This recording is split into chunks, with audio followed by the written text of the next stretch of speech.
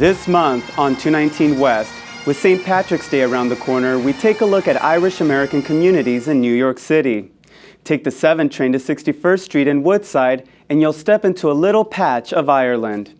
Also, a young Irish novelist came to the States to write the great American novel and wound up writing a really great American novel. Roshana Rapkins talks to Colum, McCann.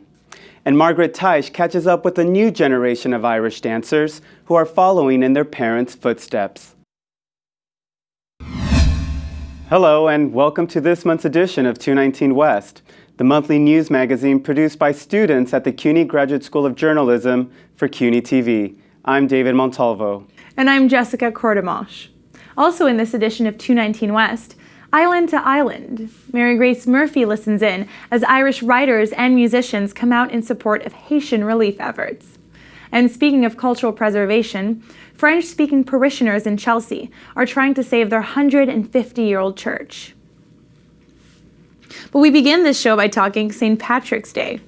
This year, because of the sluggish economy, the city is scaling back on all parades and festivities by 25%. Events like the 4th of July and Macy's Thanksgiving Parade will be more modest. As luck would have it, the cuts take effect on April 1st, 2 weeks after St. Patrick's Day. This 249-year-old parade is a testament to the resiliency of the Irish identity in New York City. One place where that identity is still visible is a community in Western Queens. Woodside is a residential neighborhood of approximately 90,000 people. With its large Asian American and Latino populations, Woodside is the microcosm of the city's diversity. Historically, Woodside has been the largest Irish American community in Queens. Today, Irish Americans and expatriates alike are still very much a presence of the neighborhood they settled in nearly a century ago. Peter McDermott is a writer for the Irish Echo, one of the 2 local newspapers that cover the Irish American community in the city. McDermott no longer lives in Woodside, but he learned a great deal about the neighborhood as a resident and as a journalist. Woodside was his beat.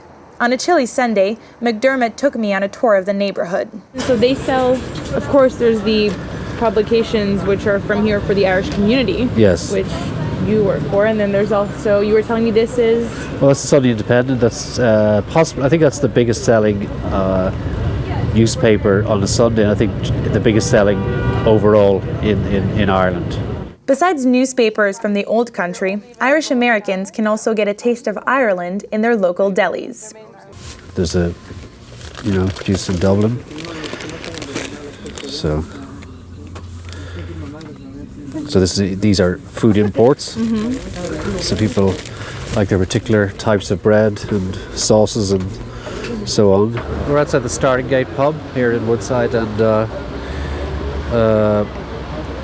popular pastime for people is to go to bars to watch games being broadcast live from Ireland or England. In the case of these games here, Liverpool versus Blackburn Rovers, Sunderland versus, can't see that now, but Fulham, and also rugby. Ireland played rugby again, beat England yesterday in rugby, so they come to see that as well, and also Gaelic football games from Ireland too. This is the main parish church in Woodside, mm-hmm. and it would have been Irish dominated for a long time when it was an Irish dominated neighbourhood. Right. And now you see a much greater mix, people like Mexican immigrants and so on might be the more populous group now going to church, but the Irish people are still going to church. Also, in terms of the role of the church would be seen as, on the immigration question, the church tends to be very pro pro-immigrant. It's generally seen as that, whether it's Irish or Mexican or anybody else. It has taken up the cause of the illegal immigrants and is pro-immigrant reform. But generally speaking, I suppose the church would not have the same hold on people that it would have had in previous decades. I think younger people have to some extent moved away, and levels of practice would be much lower than it would have been Back in the 1930s, Woodside was over 80% Irish. With immigration now dwindling down, that is no longer the case. So now we're here in front of the Emerald Isle Immigration Center. So can you tell us a little bit more about what the center is all about? Yeah, this is set up, well, it says 1994 here on the plaque, but I know it definitely existed before that. This was set up for immigrants, initially Irish immigrants, who needed help getting a job or needed help getting accommodation, just contacts generally, and any kind of advice they needed. And so this was set up by Irish American Irish people in the community here, and it now serves all immigrant groups. So anybody, you don't have to be Irish to go in and ask for advice. And it's particularly good. It's known for its help with visa applications and citizenship applications and so on. So tell me a little bit, now we're going to go back in history, about the labor unions and those kind of movements, the correlation with that and the Irish immigrants in the community.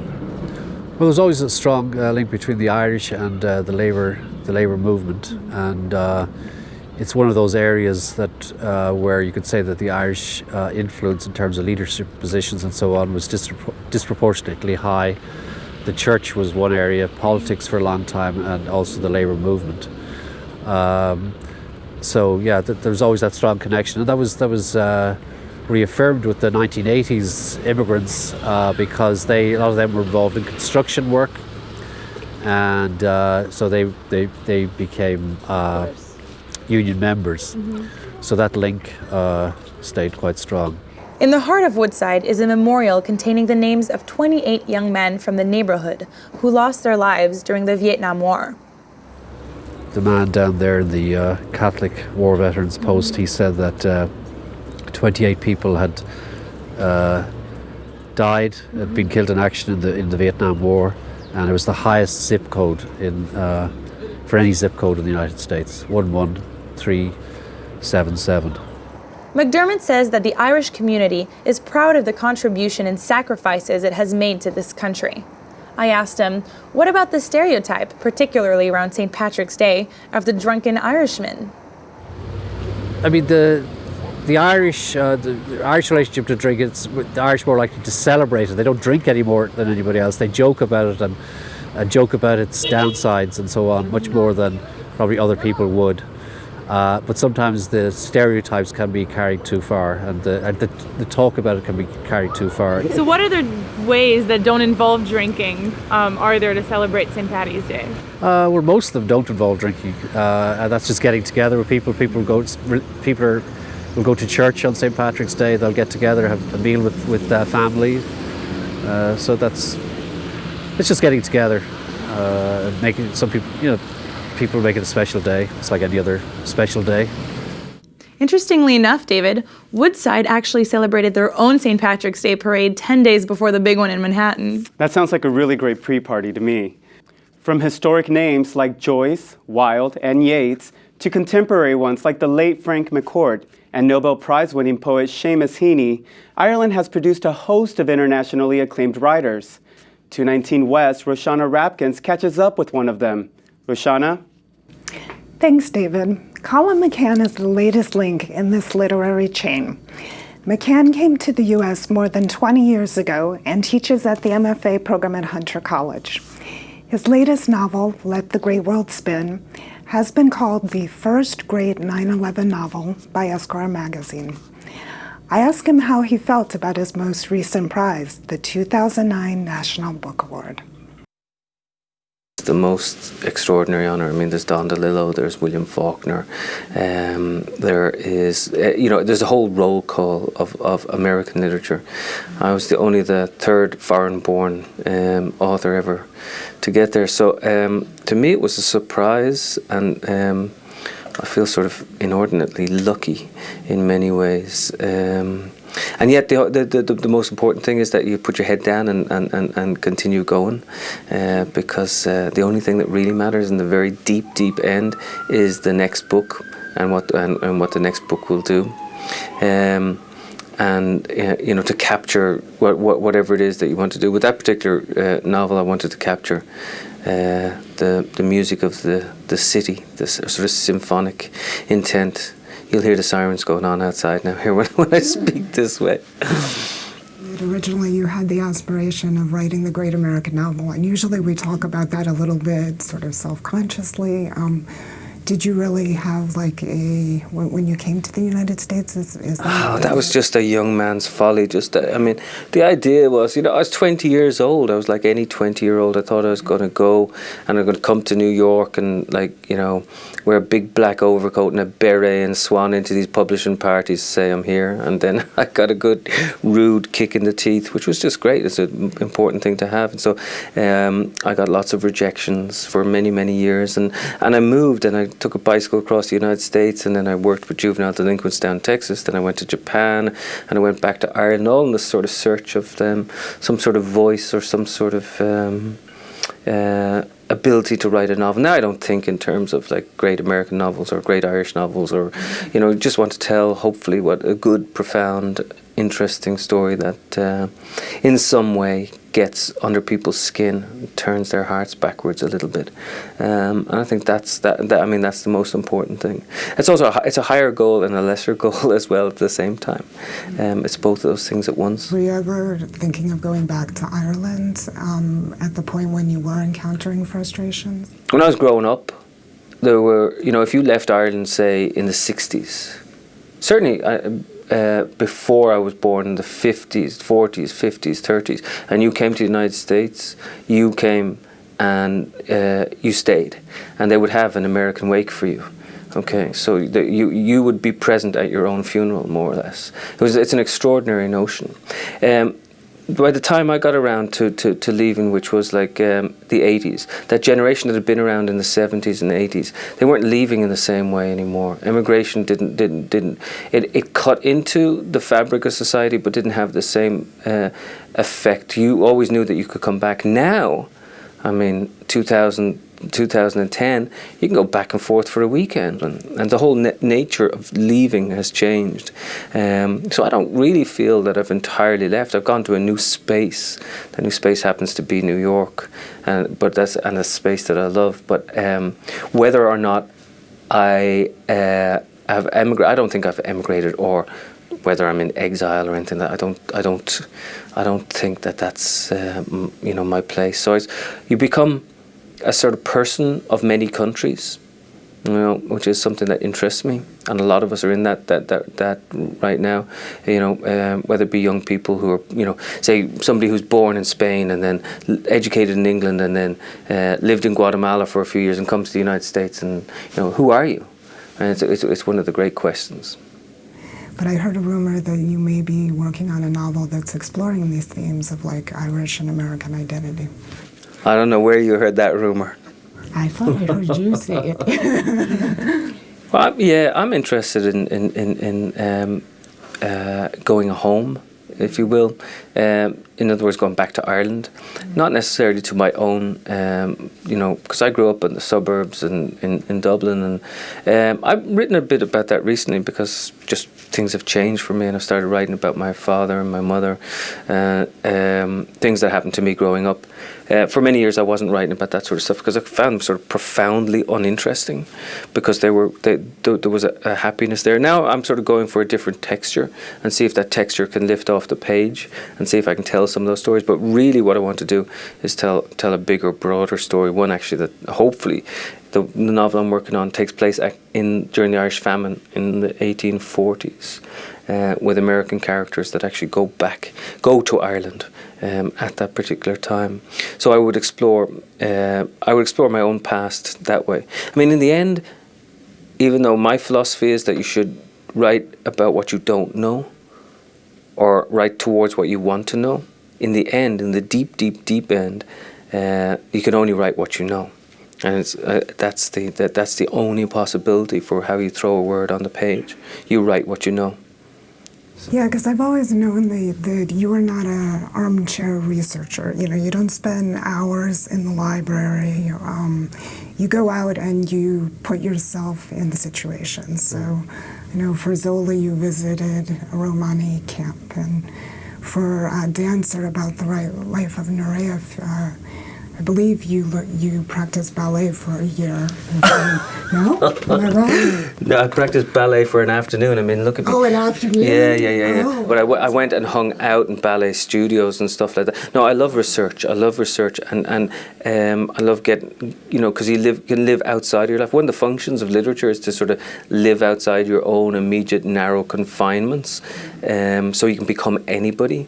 You can, you can leap into another body, into another time, into another culture. Because I have an idea that one of the great escapes, one of the great journeys that we can do, is not necessarily go to the moon, or not necessarily go to Santiago, or take a yacht across the world, or walk from one side of the country to the other. One of the great journeys that we can do is just get out of our own bodies for a little while.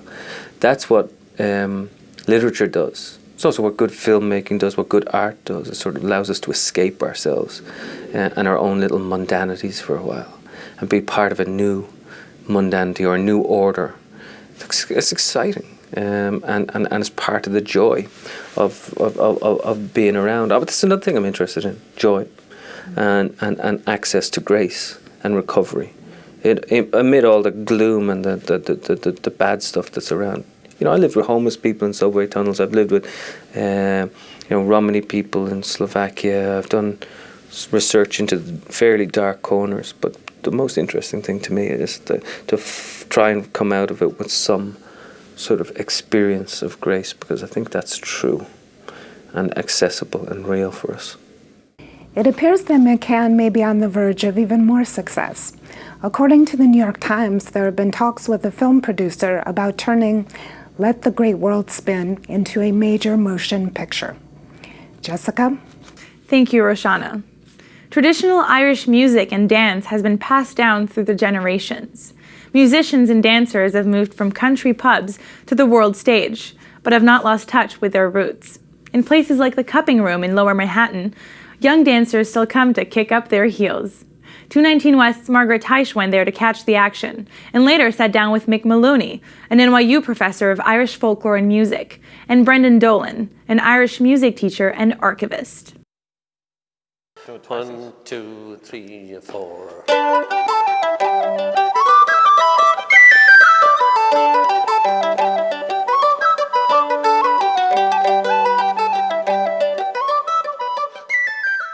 Welcome. Thank you for being here. I guess I'd like to start off by saying, what is Irish music? Wow. What's the history of beef?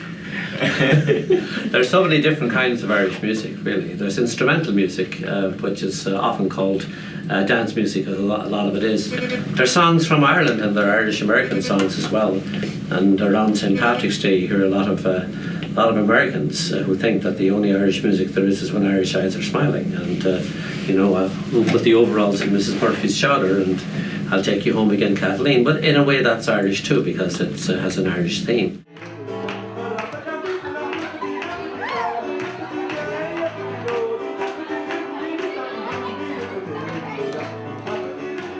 The way that you learn how to play is mostly by listening to other people. You might get a few formal lessons, but I certainly learn from just sitting in the edge of groups in sessions, in bars in rural Ireland, just listening to people, older musicians play.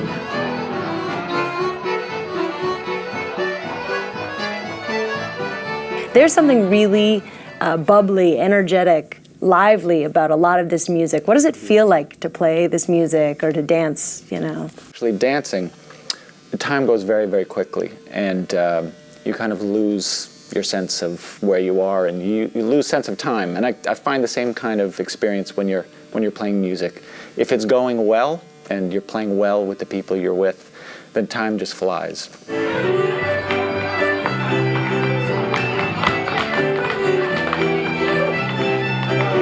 I feel like I have some connection to my Irish ancestors. It feels really good. Well, funnily enough, when I was learning this music in Ireland and playing it, for the most part, it's dance music, but there was very little dancing, if any dancing at all. Now, the dance is there in the music, the rhythm that you alluded to, the fact your fingers are dancing, your body's moving in a funny way internally, and you're not playing metronomically, you're playing with a certain lift and swing that is really part of an oral tradition, which is very much related to this kind of dancing that Brendan was talking about.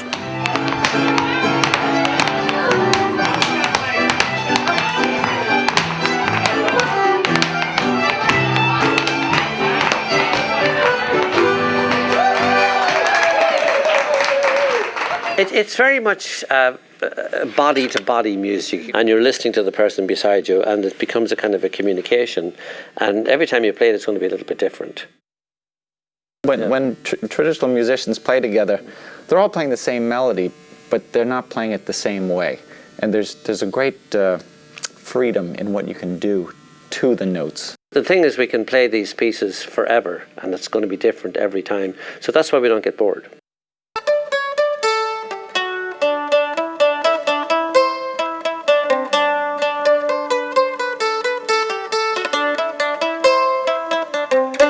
Now, if Brendan plays that, it'll sound different.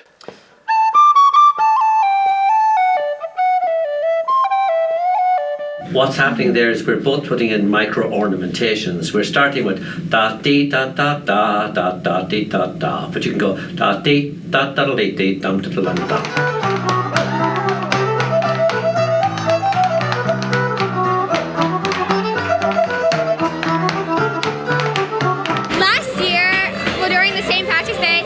Showing some Irish step dancing on the news, and I was like, oh my god, I want to do that, Mom. I want to learn more about my heritage. So yeah, that's how it began, and my mom found the Niall Leary School of Irish Dance, and I started.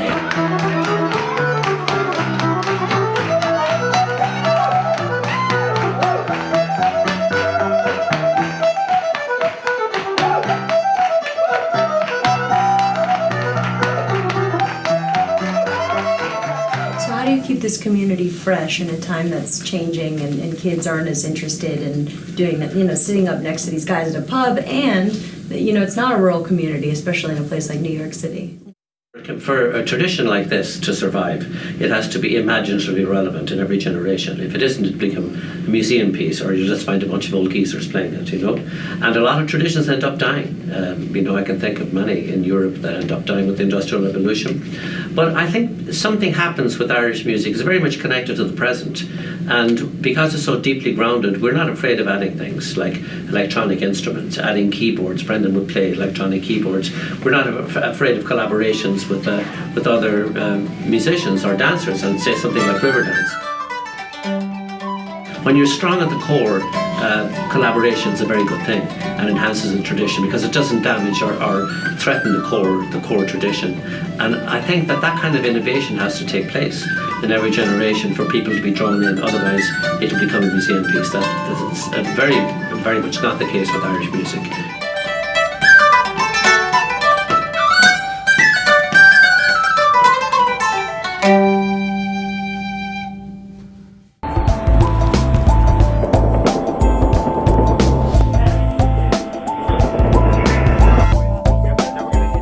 Music is a universal language. It's been used for social protest, and it's been used to rally people around a common cause.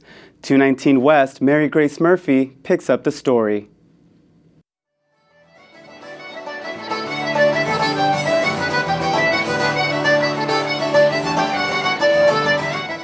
The nonprofit group Irish American Writers and Artists held a fundraiser for Haiti at a performance space over a Midtown Manhattan Irish pub. The theme of the event was Island People Helping Island People. Most of us who descended from Irish immigrants are somehow related to the Irish potato famine. That's where it all began for the Irish in America. And that was a huge disaster that displaced almost the entire population of the island of Ireland. And the United States became a source of refuge for Irish immigrants. And we all descend from an island culture that was born of trauma.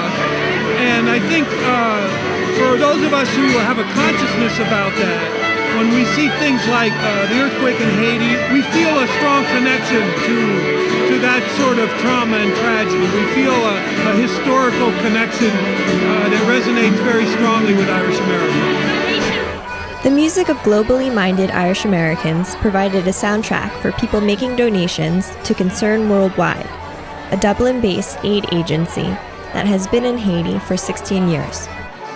With the help of a $50,000 donation from the Irish government announced by Labour Affairs Minister Dara Calleary, the event raised $107,000 by the end of the night. And that's cause for celebration. For 219 West, I'm Mary Grace Murphy.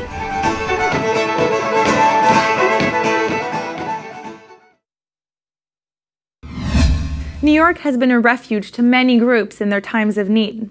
Waves of immigrant communities have settled here over time, and for French-speaking immigrants and visitors, a church in Chelsea has been a beacon. Now its future is in jeopardy. Amy Berryhill has the story.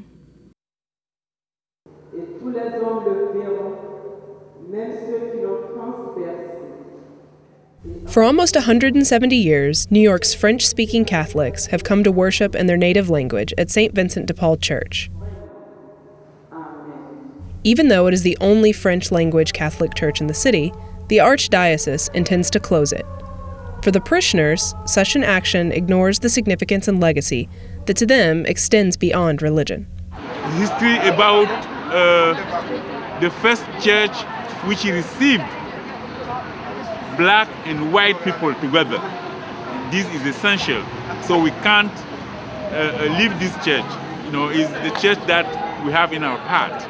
The Archdiocese of New York announced plans to close St. Vincent de Paul in 2006. During that time, parishioners created a nonprofit group and have applied the church to receive landmark status several times. And we feel that if we are strong enough right now, before we wait for the Archdiocese, we will definitely have something incredible, and he cannot say no. He will be obliged to say, yes, okay. A spokesperson for the Landmark Preservation Commission refused to be interviewed, but said one reason the church had not been designated as a landmark is because the original facade was replaced. In addition, a house of worship must have broad significance beyond one particular group. Just how broad is being called into question.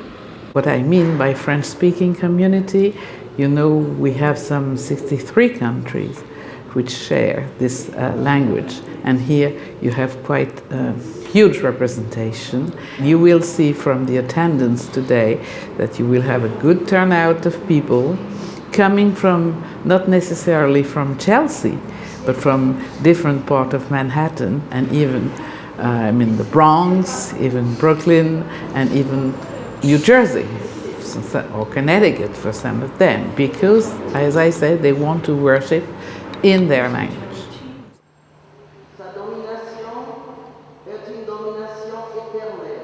The Commission cannot provide an answer for the third landmark designation decision, but the previous two attempts have been denied.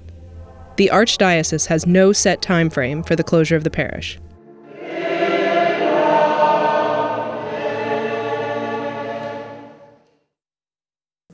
A lawsuit has now been filed against the chairman of the Landmarks Preservation Commission, challenging the way he has handled the matter.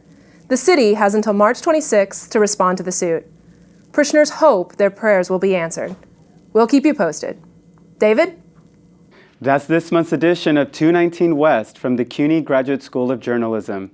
Thank you for watching us. I'm David Montalvo. And I'm Jessica Cordemanche.